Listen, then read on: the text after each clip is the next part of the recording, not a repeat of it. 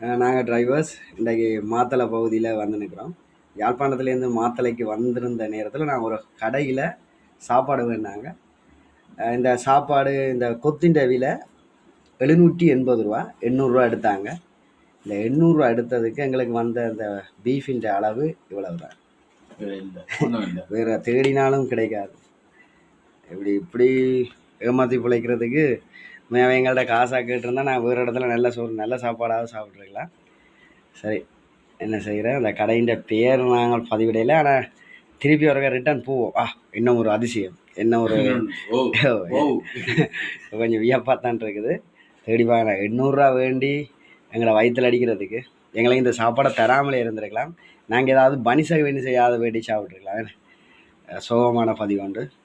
மாத்தளை பகுதியில் இருக்கிற கடை உரிமையாளர்கள், அதாவது உணவு பரிமாற்ற உரிமையாளர்கள், இதை கொஞ்சம் கவனத்தில் எடுத்துக்கொள்ளுங்க.